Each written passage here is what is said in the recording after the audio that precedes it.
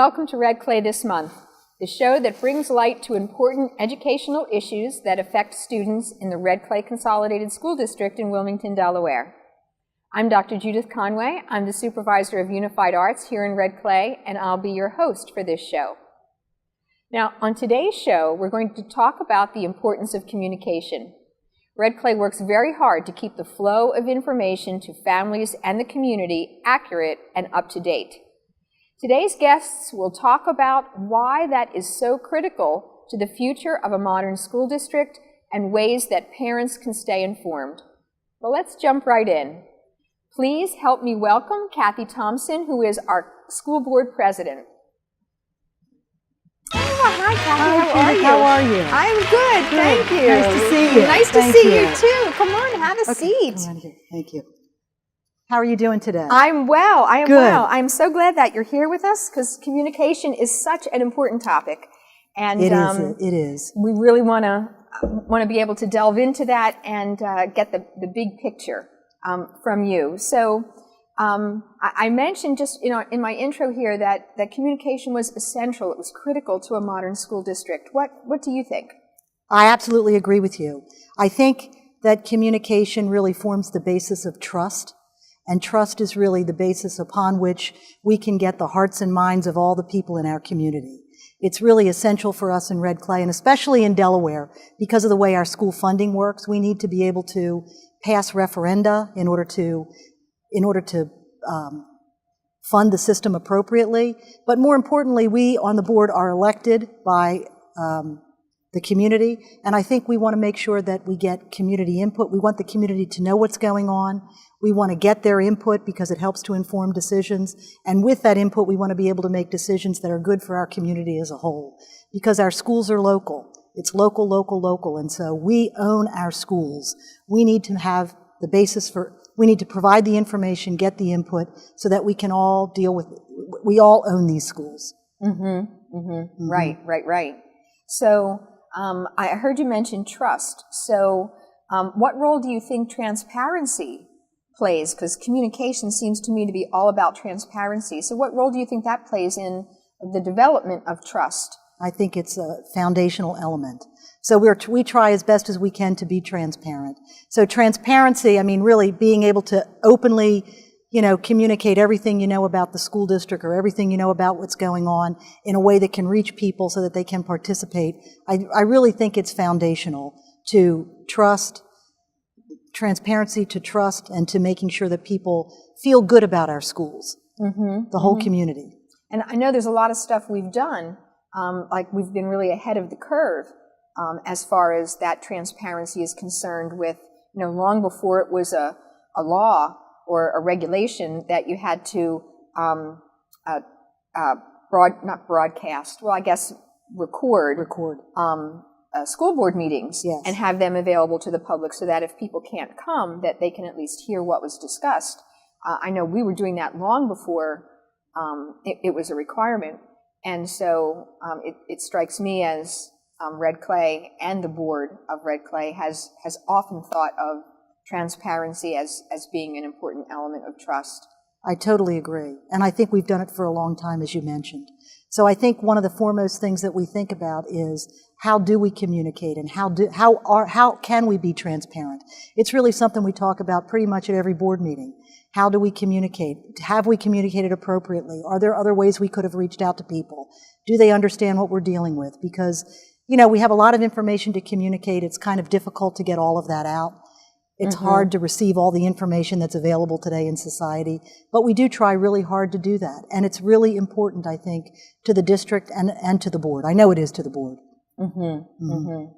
Yeah, and as you so well point out, there's a lot of information out there, and it's hard to make sure that there's a clear message with that saying, oh, well, this is what that means to us. Correct. We've taken this information and now we're translating it into action, and this is how we did that.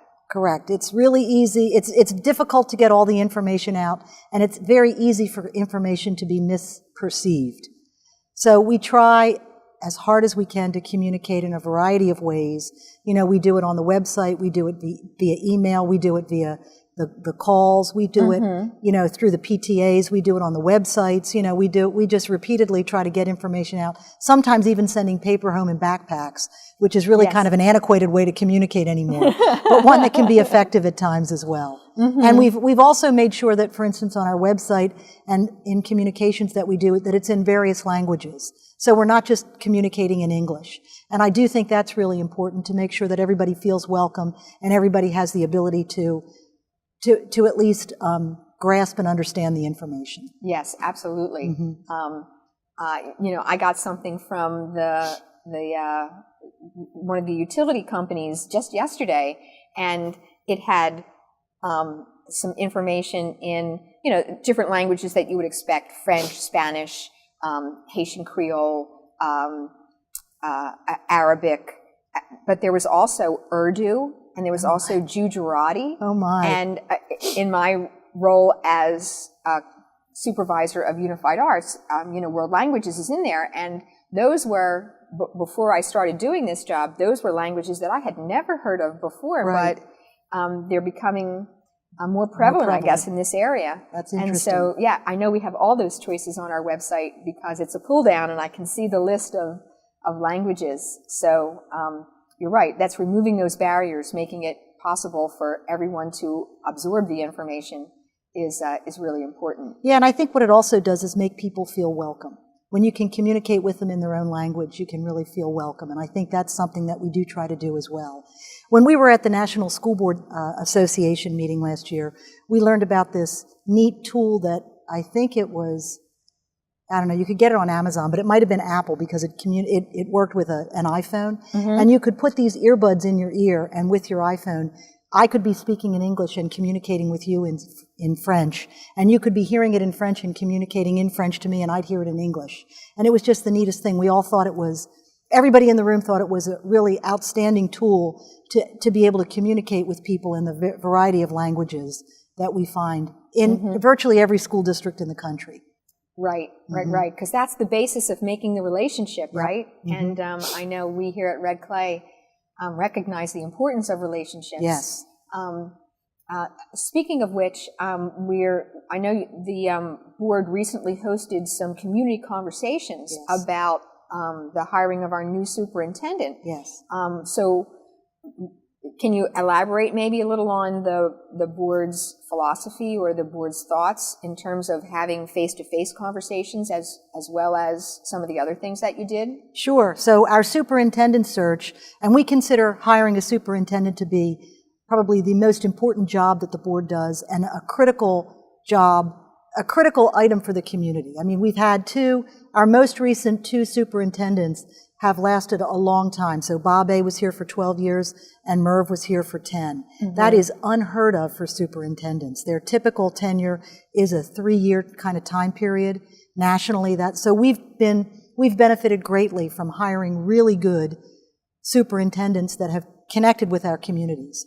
So that establishing relationships. Establishing relationships is critical. And Merv was he was the king of that. He was the king of that. Yes, absolutely. So when we knew we had to embark on this superintendent search, it was very important to every board member that we be as open and transparent as possible. And so we talked with our attorney, and we probably have the most open process that any school district in the state of Delaware has run, let alone maybe in the nation. But we thought it was very important to do everything publicly, and we thought it was critical to get community input. So we started out getting community input. We did it via a survey online, which was in multiple languages.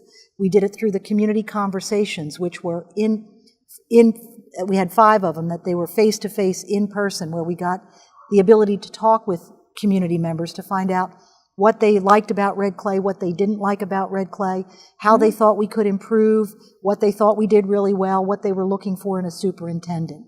And all of that information was compiled and provided to us via the vendor that we've used, which is the Institute for Public Administration at the University of Delaware. And we're also getting communications from community members via email. We can hear information from community members at our board meetings. So there's multiple ways for the community to input into what they value in a superintendent and what they think we do well and what we could do better.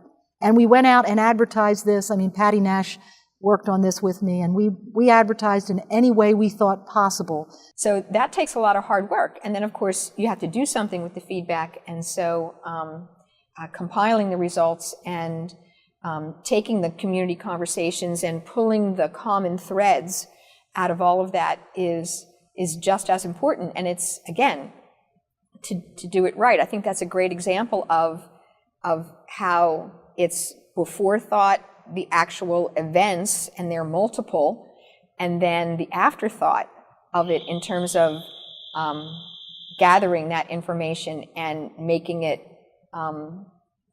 analyzing it, I guess is really what I'm trying to say, so that you have a clear picture of what our community thinks we should do, what is important to our community. Right. And we try to do that with pretty much you're right that it's hard to communicate. It takes a lot of work, and it's really hard to reach people because you have to reach them through multiple means and sometimes multiple times, and you have to say it in a way in which they can hear it.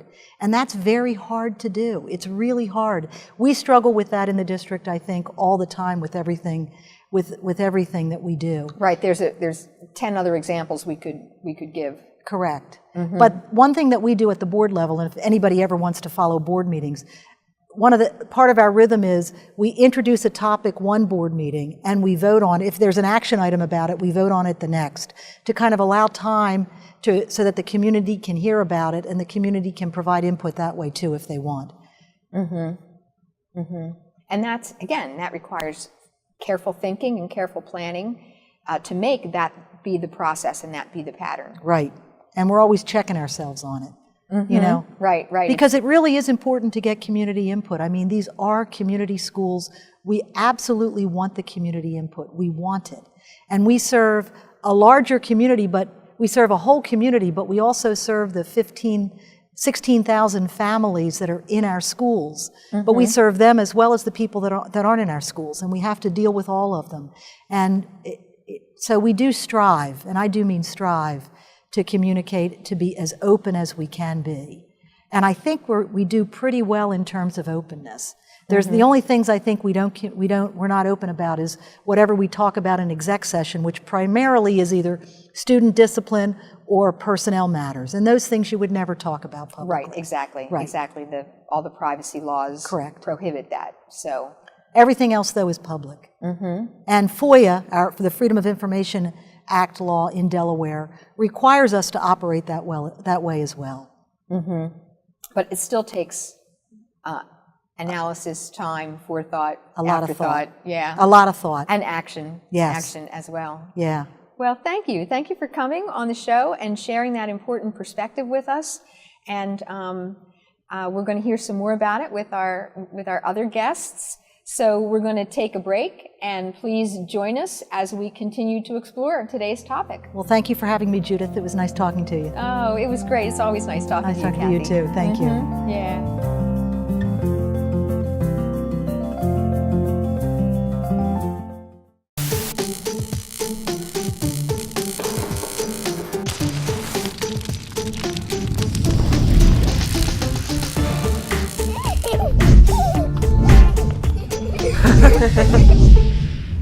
Because of you, I felt hopeless. Because you said rude things about my work, I started to question my own voice. I know it was a joke, but it still hurt me. Because of your negative comments online, I've almost quit doing the one thing that makes me happiest in life. Because you shared something about me that was private, I felt embarrassed. Because you said hi to me on the first day of school, I felt included, and I knew that I was going to be okay. Because of you sharing your story with me, I feel comfortable sharing my own. Because you were there when I was coming out, you helped me regain my confidence.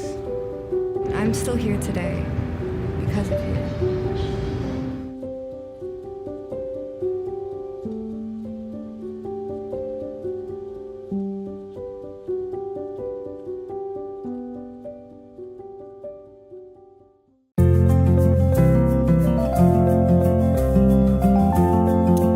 Welcome back.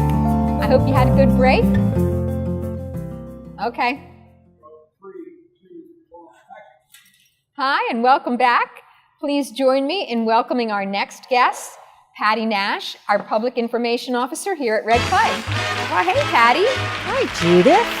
It's good to see you. Oh, it's great to see you. Thank you for coming on the show. Thank you. It's nice to be on this side of the camera. Absolutely, absolutely. Pati is our woman behind the scenes all the time, planning the show and getting the guests and all of that good stuff. With Judith. Well, yeah. We are thought partners together, that's for sure. That's right. So today we're talking about communications, which Right. is obviously why you're here. And I know you've been in this job for several years, so how has communication changed in Red Clay over the course of the years for with our families and communities? Well, I've actually been in the job for 17 years. Oh my goodness! I know. So communications has gone from the Stone Ages to where it is today. When I first started, there was for instance, we had a small fire in one of our schools, and it was close to the main office. So everyone had to evacuate the school very quickly.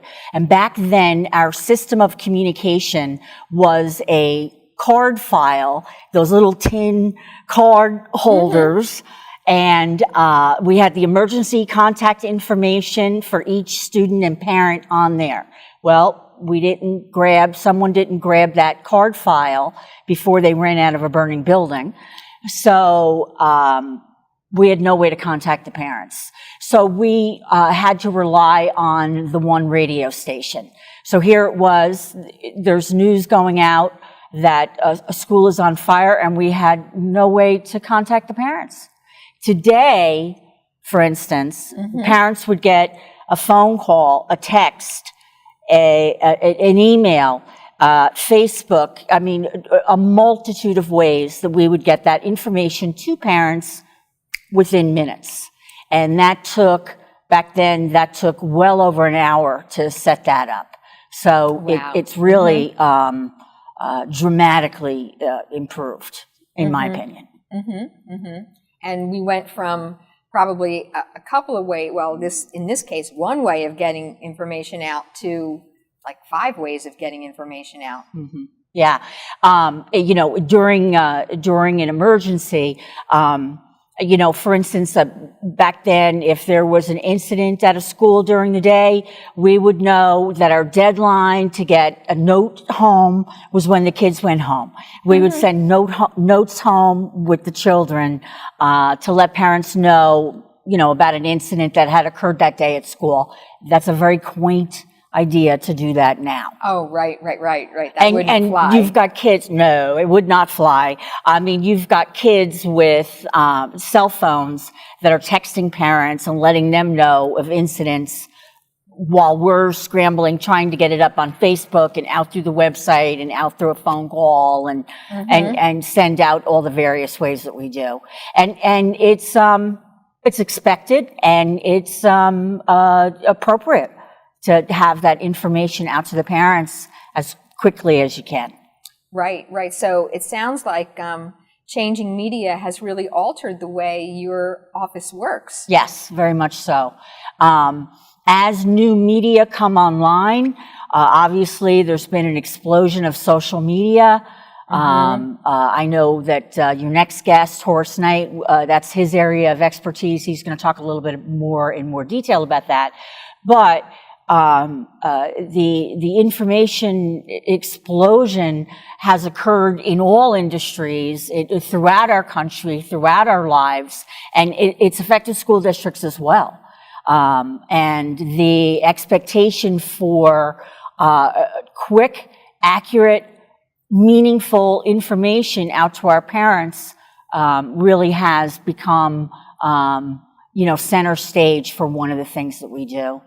Right. For emergency situations, I imagine that window has gotten shorter and shorter and shorter in terms of when people expect that they will be notified by the school. People do expect, and rightly so, people expect information very quickly. And, every minute counts when there is something going on that could affect your child. I know that every minute feels like an hour. So if it takes us, 10 minutes or 15 minutes to get something up onto our website or onto our social media, it's got to be right and it's got to be quick. Especially, when it comes to something that could affect the well-being of our students, of course. Right. Now, that would be, sort of what I'm thinking of as like one type of the crisis communications. Right, crisis communication. But there's lots of other types that of information that we get out too. That's right. And you write a lot of that stuff. We do. We write a lot. I say we. We do. I have a person in my office that works part-time who also writes articles. We send out a press release every Wednesday. And basically what we're trying to do there is I try to look for things that are unique to Red Clay. Everybody knows that, we teach the core subjects. We have lunch every day. We have recess every day. We do these certain things. But Red Clay, I think, enjoys a reputation of being innovative. And we frequently have new programs, new things to talk about, new ways that we're approaching the job of teaching our young people, and that it's my job, one of my jobs, to let people know how that's changing and what we're doing. This show frequently, and this show is part of the whole communications package. Yeah. Because you frequently talk about, or we pick topics to talk about that are unique to Red Clay, and maybe give someone a little bit more of an in-depth look at technology in classrooms, or all the various new teaching techniques, new programs, new schools, all the different things that we do every year. New pathways. Yeah, we've done a lot of different. Yeah, new people. Topics. I mean, people want to know who the people are that are running our schools. We'll have a very important new person. I'm going to be the superintendent of schools. I can probably guarantee that our first Red Clay this month, after that person is named, will be introducing the new superintendent to the community. Absolutely. So we have shows like Red Clay this month, and there are other shows on EDtv that help with communication as well, right? That's right. I host a show called News You Can Use, which runs usually about every month. We have a new one, and that tries to identify topics that are helpful to people. I mean, kind of the thinking behind that show was, I want someone to think that they need maybe a piece of paper and a pen when they write that show, because they're going to want to write something down and they're going to want to look something up. For instance, right now, the choice period just recently ended. And that's always a topic of information that we can get out there, because the process is complicated and steps. There's multiple steps along the way. So that's a topic that we can always get more information out there about. It's a continual thing. It's not something that you say, okay, well, here's choice in Delaware. I put out something last month about choice. We don't need to put out anything else about choice because I've covered that. No, you have to continually update the information. You have to continually think of new ways to get that information out there, maybe hopefully in an interestingly enough way that people actually read what you write or view what we air, what we film for EDtv. Or what we send out through all the other various media that we do. And as we've added new media to send out information, we haven't gotten rid of the old ways. Right. That's what I was just going back to. You read my mind. Yeah. So you still have your press releases, as you mentioned. I still have my press releases. We still send out a printed, which a lot of districts don't do anymore. But we do believe that it is worth the cost of printing at least twice a year a Red Clay Record, which is like a little newspaper for the district, and that gets sent to every resident in the district. Many of our communications just go solely to our parents, but it's just as important to keep the community abreast of the new initiatives and major changes in the district as it is our parents. So that's one way that we send out information to the entire community. Mm-hmm. And then, of course, you have things on the website. And do you do an e-news too, don't I recall? Yes, thank you. Every 2 weeks, every other Friday, I do an electronic newsletter, which is, you can subscribe to that on our website, redclayschools.com. And that tries to keep people abreast of not only what's happening at the school board meetings, but major events and initiatives at our schools. So, yeah, we do that. We do a Red Clay Record, which is, I just mentioned, and various electronic media. As the print media, the outside media has somewhat pulled back and not been as prolific as it was on the local level.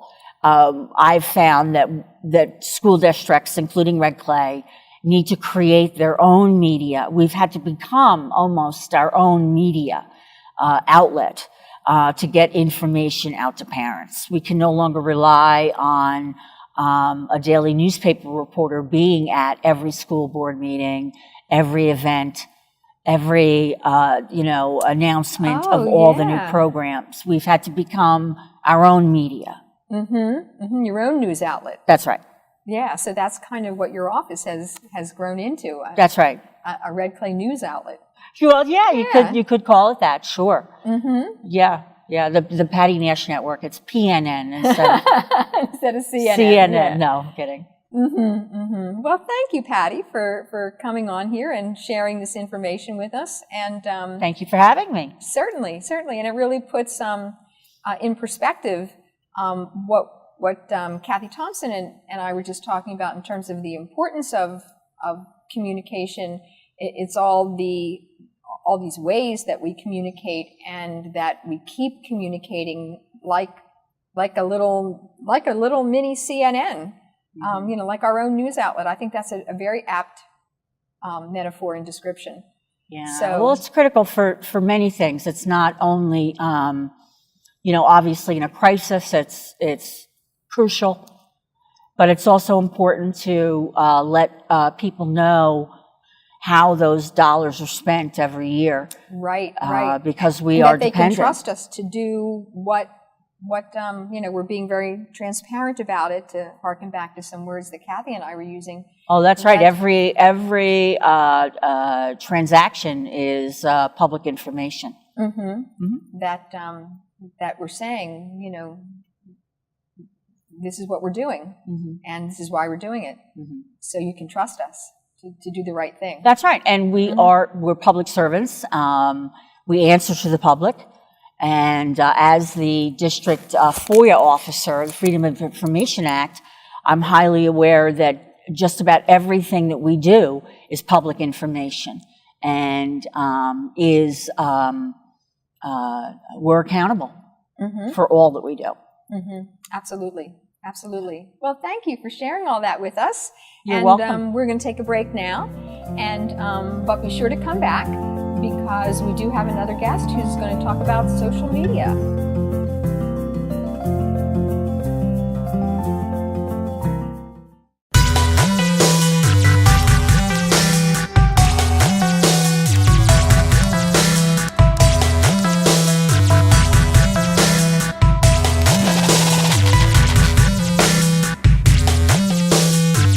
Your girls have been with you through every moment of your life. They were with you when you felt unbreakable, and with you when you had your heart broken. They were with you when you shared your love with the world, and with you when she became your world. They're still with you right now.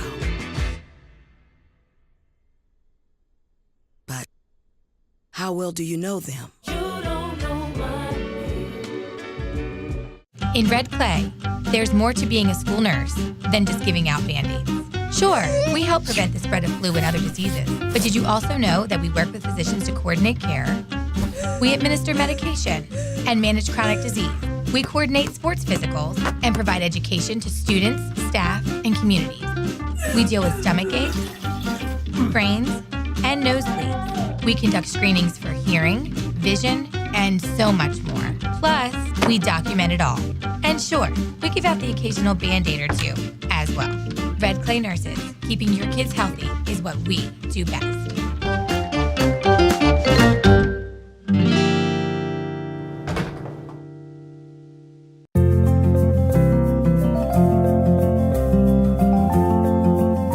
Thanks for coming back. Please join me in welcoming our next guest, Horace Knight, who is our website specialist here at Red Clay.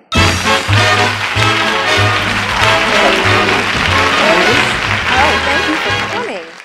My goodness. How are you today? I am good. I am good on this cold, blustery day. It is fall weather. You have to enjoy it. Yes, you do have to enjoy it. You do have to enjoy it, even though I think of it as more wintry.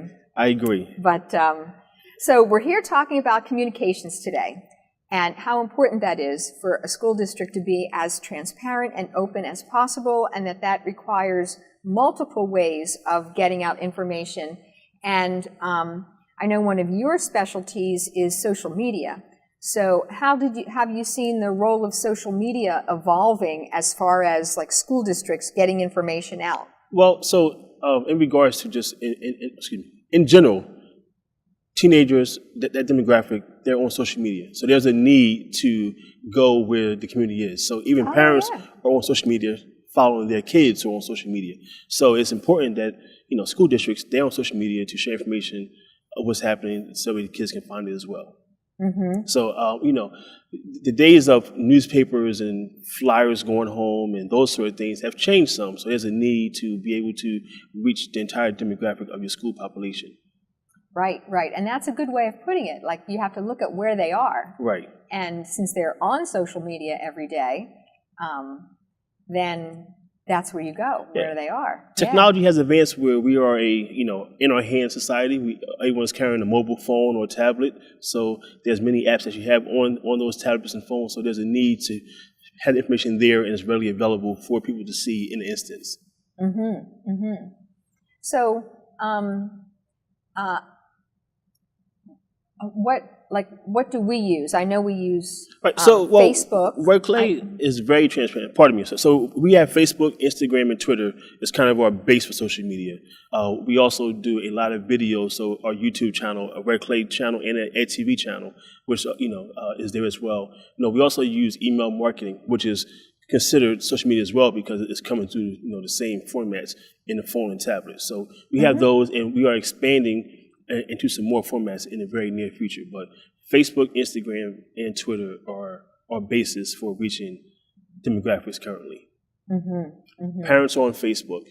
Yeah, that's what I was thinking. Yeah, parents on Facebook. Yeah, kids not as much, but kids are on Twitter and Snapchat, Instagram, those sort of things. So Instagram for sure, Instagram stories, which is more of a Snapchat competitor, but it works well for us. So we're on Twitter and Instagram for the students per se, and the parents are on Facebook. Mm-hmm. Mm-hmm. Public expectations have changed too. So do you think the public expects us to be on social media? Well, so it's twofold. So there's a demographic, so maybe your grandparents and things, right? So they're still going to read a newspaper. So they're looking forward to that print media. So we're still doing that as well. But, the younger generation, they've grown up in an age of technology. So they're used to social media. So, we have to share on all formats simultaneously. So if there's, a snow day, we're going to share on the website and, and state sites and social media at the same time. So that way everyone can see information at the same time. And then word of mouth is coming directly from Red Clay facts as opposed to I heard or I saw, those sort of things. We want to keep the rumors as low as possible and the facts as much as possible. So our goal is to control Red Clay's media, and we do so by being available on all formats where the students and community may be at. Right, and I think you bring up a really important point that we want to be in control of the facts. We want to keep rumors as reduced as possible. So if people can get the facts, then they don't have to listen to the rumors because they see what the facts are for themselves. Absolutely. You know, so it just with social media. So the gift and the curse is instantaneous. So, you know, someone can start, you know, what they call a viral thing or something. You know, they can start a rumor that goes viral and it's not fact-based. So if Red Clay is constantly, and we are on social media, monitoring and being transparent in communication, we are in control for the most part of what's out there. And also, you know, we're able to see what's happening and dispel anything that may not be factual. And right, they see it's the official Red Clay channel or account or whatever, and then people know what is truth and what is fiction. Absolutely. If you will. So the best ways that our families can stay informed? Well, so Red Clay, website is always the best way. All information is on the website. It's always going to be there. Red Clay Schools. But to be consistent and to be, you know, the Red Clay brand, we are Red Clay Schools on the website, redclayschools.com. We're Red Clay Schools on Facebook. We are Red Clay Schools on Instagram. We're Red Clay Schools on Twitter. So all social media is Red Clay Schools. It makes it easier to find. So the best way is start the website. It's always going to be there. We're going to remind you on Facebook. We're going to update you on Twitter. We're going to share pictures and things on Instagram. So we're going to be more visual. But the Facebook, our new app, which is also Red Clay Schools. It's all about branding. App? We have a new app, which is it pulls directly from the website, so you can get all the updated news. You also can customize it. So if you have children, or if you are a parent of, say, Brandywine Springs, you can customize to pull only Brandywine Springs information in their website, or you can pull AI High, AI Middle. So you can pull any school you want or all the schools. So it makes it easier for each parent to have an app that fits their schedule and their lifestyle the best. So website first, app second, and then social media is always going to be there. But everything is going to always direct or connect back to the website. The website is updated, months in advance, weeks in advance, and then we just remind you through social media. Do not forget about tonight's scuba meeting, or tonight's choral festival, or tonight's, whatever's happening. Yeah, band festival. Art show. Art show, absolutely. I got a million of them. Yeah, definitely art. So, always the website. But if you're on your phone, just type in Red Clay Schools and you can find us. Oh, I didn't realize.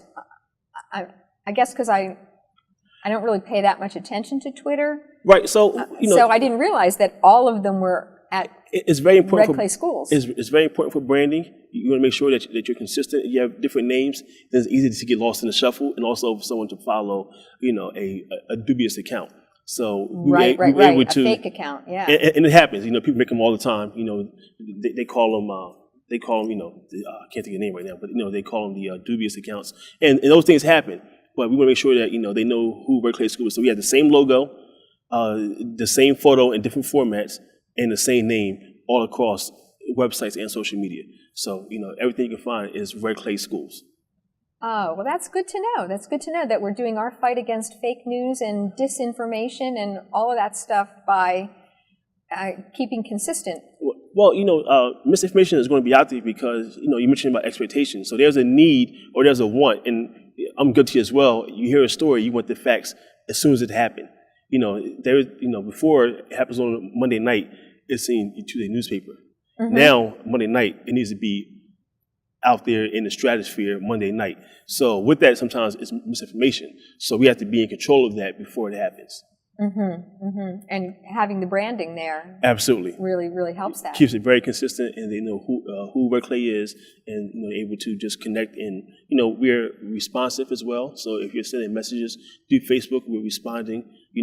Within an hour or so, we're responding on Instagram. We're responding on Twitter as well. So we are very responsive. So now instead they can call the school.